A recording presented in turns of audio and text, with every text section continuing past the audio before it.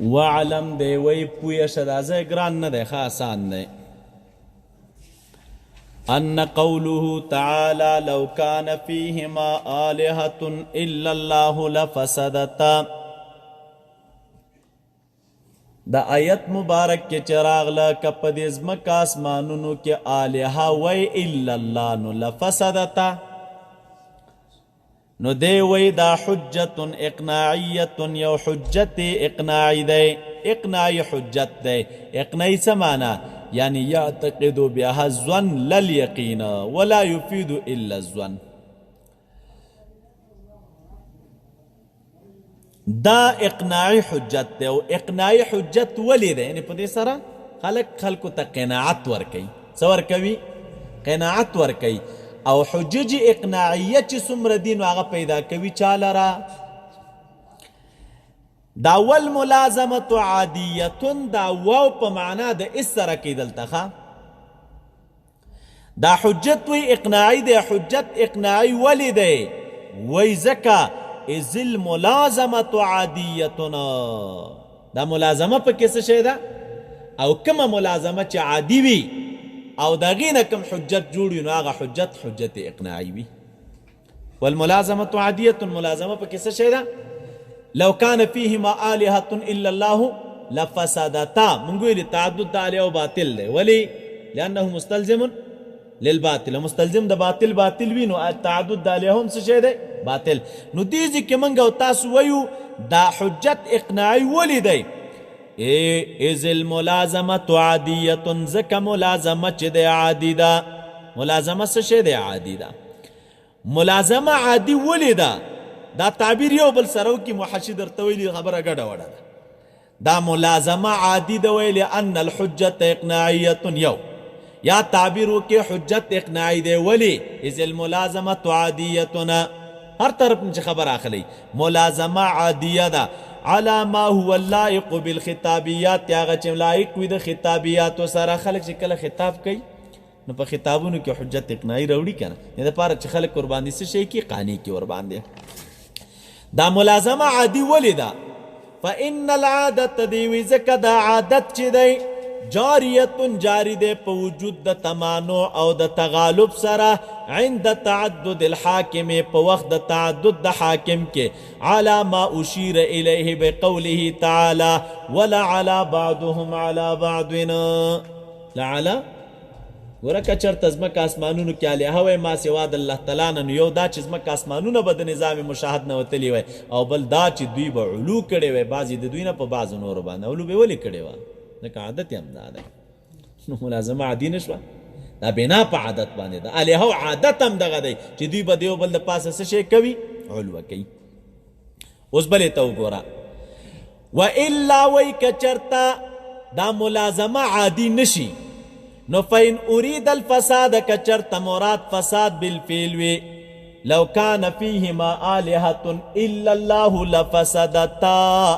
کچرت طالبہ پک فساد بالفعل شی فساد بالفعل شی مراد دا فساد نا فساد بالفعل شی اے خروجهما دا فساد ہم سو مانا گانی کڑی درے امکان الفساد عدم التکون او خروج دا چانا دا نظامی نو کچرت اس دا یو معنی روا خستلا وی خروج دا دی دا نظام مشاہدنا نفا مجرد التعدد مجرد تعدد لا يستلزمه لا یعنی مجرد تعدد مستلزم چالا رن دے خروج دزمک اسمانونو دا دی نظام مشاہدنا دی لرا مستلزم نہ دے.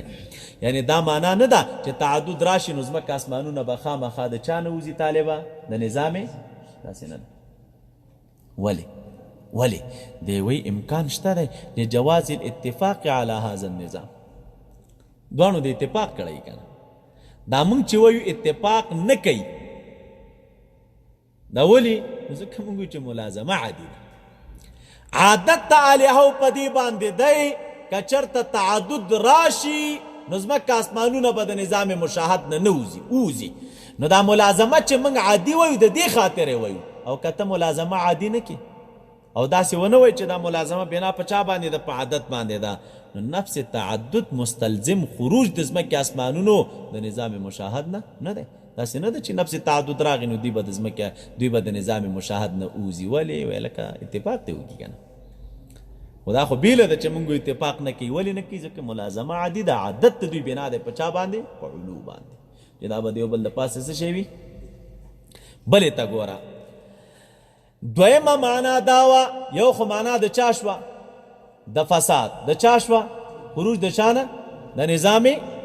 لو کان فیهما آلهة، که د ځمکو اسمانونو کې آلهه وی غیر د الله تعالی نه، لفسدتا، نو د ځمکه اسمانونه به چې دی د نظام مشاهد نه وتلي وی.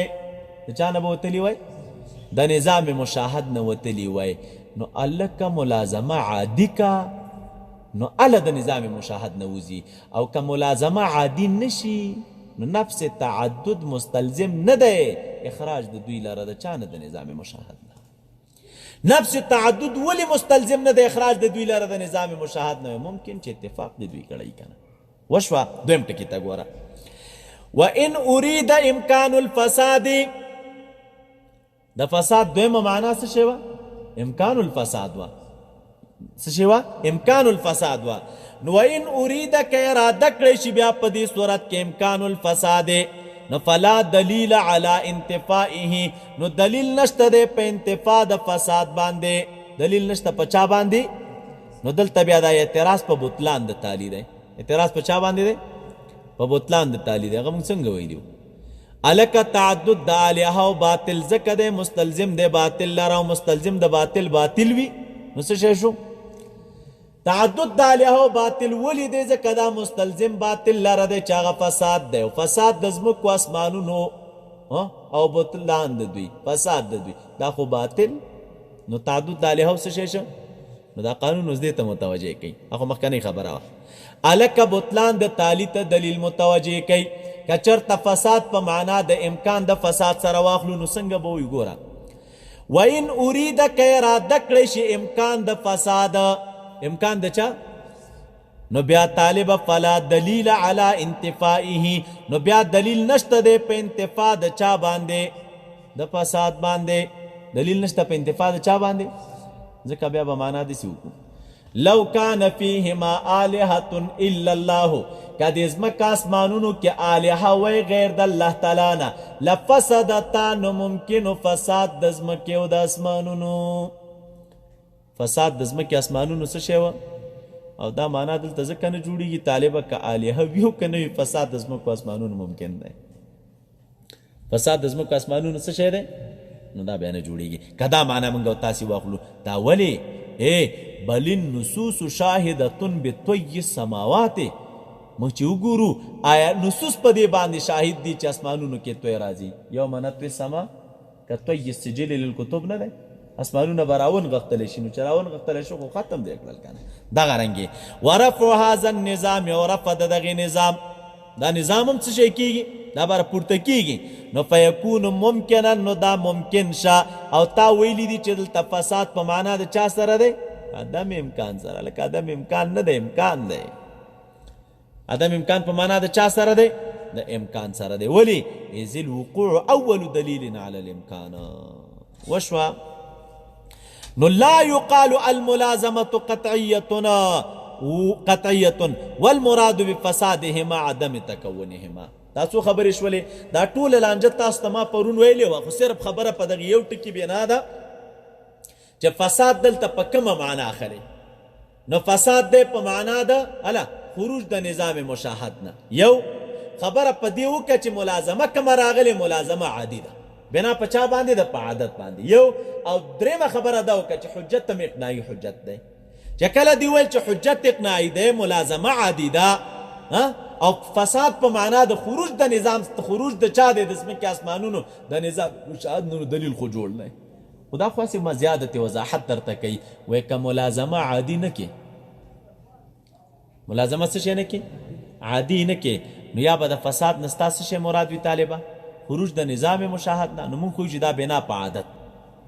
لولا زید لهلک عمرو، که چېرته زید نه وای عمر به هلاک وای.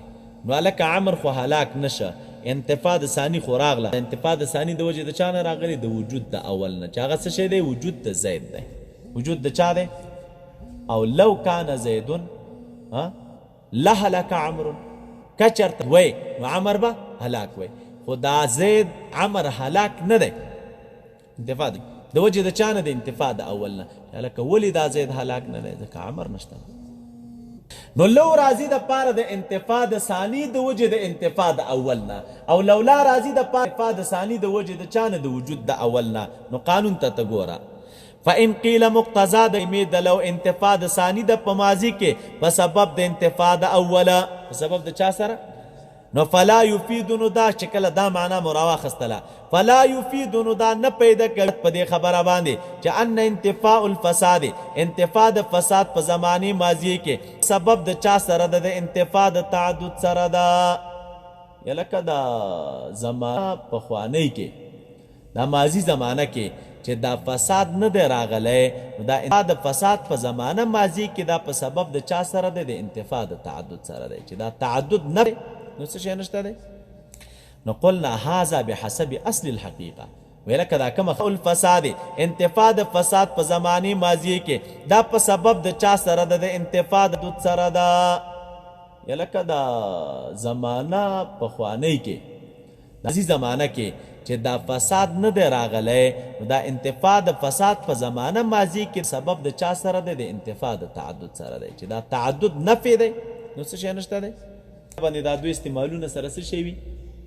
ګډوډ شي سره څوک چې هلکه راځي د پاره انتفاع د ثاني